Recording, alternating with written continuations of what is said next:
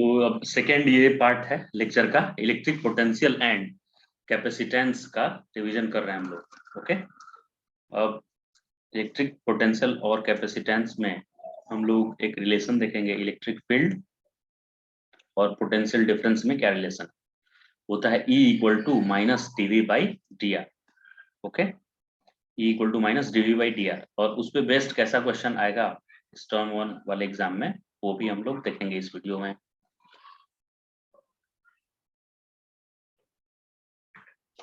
तो ये लाइंस के बीच हम समझ रहे थे कि गैप कम या ज्यादा क्यों दिया हुआ है। कहाँ गया है पोटेंशियल लाइन? हो गया है, यहाँ पे थे। हाँ, इस पे। तो ये T1 T2 T3 in line के बीच का गैप है। फॉर्मूला क्या होता है? फॉर्मूला पोटेंशियल और इलेक्ट्रिक फील्ड में relation E equal to minus dV by d r, minus dV by d r. D r कहाँ से कहाँ का गैप है? प्लेट के बीच का गैप है। तो अगर यहाँ से यहाँ तक का भी आप देखेंगे तो 10 है, फिर ये भी D10 है। मतलब जो कंसेंट्रिक स्फीयर्स बनाए गए हैं उन सारे कंसेंट्रिक स्फीयर्स के बीच का गैप, यानी जो इक्विपोटेंशियल सरफेस है, कंसेंट्रिक स्फीयर है क्या? वो इक्विपोटेंशियल सरफेस है। तो सभी इक्विपोटेंशियल सरफेसेस के बीच का गैप सेम है, 10-10 का गैप है। 40 से 30 10 गैप है, फिर 20 से 30 से 20 भी 10 का गैप है, फिर इधर 20 से 10 भी उतना ही गैप है, 10 का ही गैप है। तो डेल्टा भी सबके लिए क्या है? सेम है, डेल्टा। तो डेल्टा आर मतलब ये T1 T2 जिसको मैं लिखा हुआ हूँ। तो इलेक्ट्रिक फील्ड अगर कम होगा तो डेल्टा आर ज्यादा होगा, क्योंकि इनवर्सली प्रोपोर्शनल है ना। डेल्टा आर या डी आर यानी लाइन के बीच का गैप इलेक्ट्रिक फील्ड के इनवर्सली प्रोपोर्शनल है। तो आप इस पॉइंट चार्ज जो कि सेंटर पे रखा है उससे अवे जाएंगे ऐसे, तो इलेक्ट्रिक फील्ड इंक्रीज कर रहा है, इंक्रीज कर रहा है। तो डी आर क्या होगा? डी आर दो लाइन के बीच इंक्रीज नहीं, डिक्रीज कर रहा है। इलेक्ट्रिक फील्ड क्या कर रहा है? डिक्रीज, क्योंकि पॉइंट चार्ज से अवे जाने पे इलेक्ट्रिक फील्ड डिक्रीज करता है ना। क्योंकि फॉर्मूला देखिए क्या है, के क्यू बाई आर स्क्वायर है। तो आर स्क्वायर के इनवर्सली प्रोपोर्शनल है ना इलेक्ट्रिक फील्ड। तो अवे फ्रॉम चार्ज जाने से इलेक्ट्रिक फील्ड डिक्रीज कर रहा है, इसलिए लाइन के बीच का गैप इंक्रीज करेगा। यानी कि ये T1 गैप कम होगा और T2 और ज्यादा गैप हो जाएगा, T3 और गैप होगा। यानी कि ये कंसेंट्रिक स्फीयर तो क्लोज होंगे एक दूसरे के, लेकिन इन दोनों स्फीयर के बीच का इक्विपोटेंशियल सरफेस के बीच का गैप और ज्यादा होगा, इन दोनों के बीच का उससे भी ज्यादा होगा। यानी गैप बढ़ते जा रहा है। यानी T3 यानी सबसे लास्ट वाला जो गैप है दो इक्विपोटेंशियल सरफेसेस के बीच, वो ज्यादा है in comparison to previous one. और चार्ज के इमीडिएटली बाद में जो एकदम है पास में, उसको उसका पोटेंशियल क्या है? उन दोनों पोटेंशियल सरफेसेस के बीच गैप सबसे कम है। तो ये गैप कम है, ये थोड़ा और ज्यादा गैप है, इसके आगे जाएंगे और गैप है। यानी इक्वी डिस्टेंट नहीं है, ये सब equi potential surface equi distance नहीं है। उन सरफेसेस के बीच डिस्टेंस इंक्रीज करते जा रहा है, इंक्रीज होते जा रहा है डिस्टेंस। ओके, देखिए इस पेज में तो electric field E equal to minus dV by d r.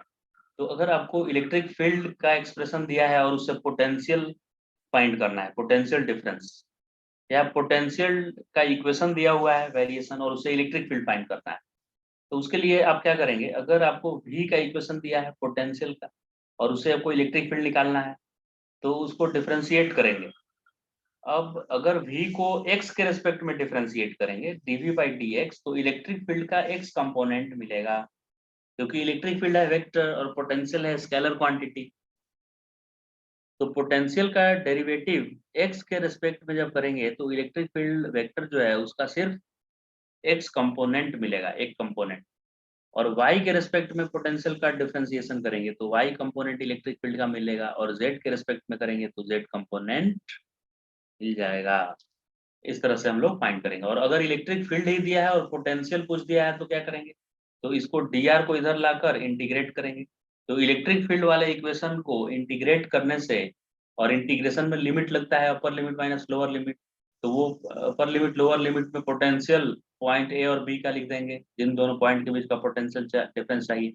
तो इलेक्ट्रिक फील्ड का इंटीग्रेशन करेंगे तो पोटेंशियल डिफरेंस मिलेगा, और पोटेंशियल का इक्वेशन है तो उसको डिफरेंशिएट करेंगे तो इलेक्ट्रिक फील्ड मिल जाएगा। इसमें अब पोटेंशियल एनर्जी फाइंड करने हम लोग सीखेंगे, कैसे पोटेंशियल एनर्जी फाइंड करते हैं। पोटेंशियल एनर्जी, तो अगर एक सिस्टम मुझे बनाना हुआ, एक सिस्टम में एक से अधिक चार्ज होना चाहिए, तो एक Q1 चार्ज और एक Q2 चार्ज का एक सिस्टम मैं बना रहा हूँ। Q1 और Q2 दोनों स्मॉल है, तो ये सब प्लस चार्ज है। अगर इसके आगे प्लस माइनस नहीं लिखा हुआ है तो हम बाय डिफॉल्ट प्लस लेकर चलेंगे। तो प्लस चार्जेस है ये, तो इनफाइनाइटली सेपरेटेड जब होंगे ये, तो इनकी एनर्जी जीरो होगी, क्योंकि ये अंडर टेंशन नहीं होंगे। कोई भी सिस्टम जब अंडर टेंशन होता है, जैसे स्प्रिंग कंप्रेस्ड होता है तो उसके पास पोटेंशियल एनर्जी होता है, या इलोंगेटेड होता है तो भी पोटेंशियल एनर्जी होता है। लेकिन जब नेचुरल लेंथ पे रहता है स्प्रिंग, तो उसकी पोटेंशियल एनर्जी जीरो होती है।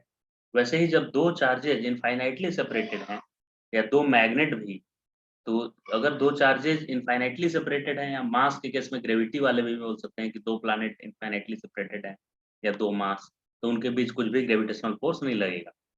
वैसे ही दो चार्जेज इनफाइनाइटली सेपरेटेड है तो उनके बीच कोई इलेक्ट्रोस्टैटिक अट्रैक्शन या रिपल्सन नहीं लगेगा, और वो अंडर टेंशन नहीं है उस समय, इसलिए उनकी पोटेंशियल एनर्जी जीरो ली जाती है। लेकिन अगर उन दोनों चार्जेस को आप किसी सर्टेन डिस्टेंस पे फिक्स करके रखे हैं सिस्टम, उसको एक सिस्टम नाम दिया जा रहा है, तो उसमें कुछ पोटेंशियल एनर्जी होगी। क्योंकि आप उस सिस्टम को जब असेंबल करेंगे तो आपको वर्क करना पड़ेगा, ये अपने आप सिस्टम नहीं बनेगा, क्योंकि ये एक दूसरे को रिपेल कर रहा होगा। तो इस सिस्टम के एनर्जी को पोटेंशियल एनर्जी बोला जाता है, और इसे लिखा जाता है के, फॉर्मूला इसका है K Q1 Q2 upon r, ये फॉर्मूला है पोटेंशियल एनर्जी का। लेकिन अगर किसी सिस्टम में तीन चार्जेस हैं, Q1 Q2 Q3, मतलब ट्रायंगल के इक्विलैटरल ट्रायंगल मान लेते हैं, उसके कॉर्नर पे चार्ज रखे हुए, तो इस सिस्टम को तैयार करने में कितना वर्क करना पड़ेगा, या इसकी कितनी एनर्जी है इस सिस्टम की, मुझे कैसे पता चला कि इसमें एनर्जी है? क्योंकि अगर इसको मैं फ्री कर दूंगा तो ये तीनों चार्ज इनफाइनाइटली सेपरेटेड हो जाएंगे, तो इनका अभी अंडर टेंशन है ये, इसलिए इसकी पोटेंशियल एनर्जी है इस सिस्टम की। तो वो पोटेंशियल एनर्जी कैसे लिखा जाता है, तो के और Q1 Q2, मतलब तीन से दो दो का कॉम्बिनेशन बनाना है, Q1 Q2 by are, plus के Q2 Q3 by are, plus के Q1 Q3 बाई आर, ऐसे तीन तीन दो दो का कॉम्बिनेशन बनाना है। तो थ्री चार्जेस से दो चार्जेस का कॉम्बिनेशन बनाने का डिफरेंट मेथड कितना होगा, तो थ्री डिफरेंट मेथड है, एक 1 2, एक 1 3 और एक 2 3। वैसे ही फोर चार्जेस होते हैं और उनका पोटेंशियल एनर्जी निकालना होता है, Q1 Q2 Q3 Q4, 1 2 3 4, ऐसे चार्जेस, फोर चार्जेस, 1 2 3 4। तो इसकी एनर्जी निकालने के लिए मुझे सिस्टम की दो दो का कॉम्बिनेशन लेना पड़ेगा।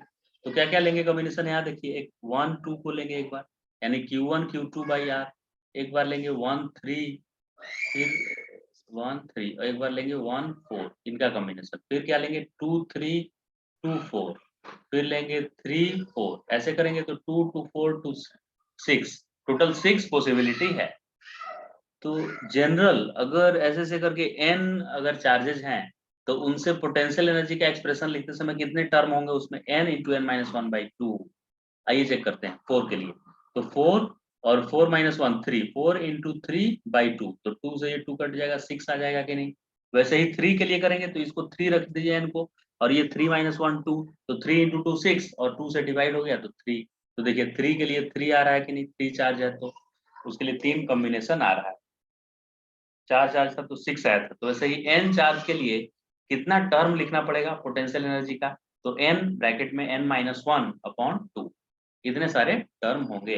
जैसे हेक्सागन के लिए बताइए, अगर रेगुलर हेक्सागन के हर एक कॉर्नर पे एक एक चार्ज रख दिया जाए, तो पोटेंशियल एनर्जी कैसे लिखा जाएगा सिस्टम का, उसमें कितने टर्म होंगे, जैसे Q1 Q2 एक होगा, फिर Q1 Q3 होगा, फिर Q1 Q4 होगा, Q1 Q5 होगा, वैसे ही Q2 Q3 होगा।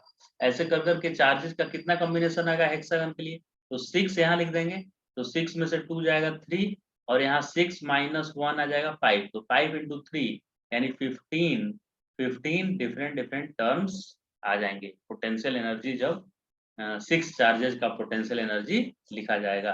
तो उसमें टोटल कितने टर्म आएंगे? 15 टर्म आएंगे फॉर्मूला। क्लियर?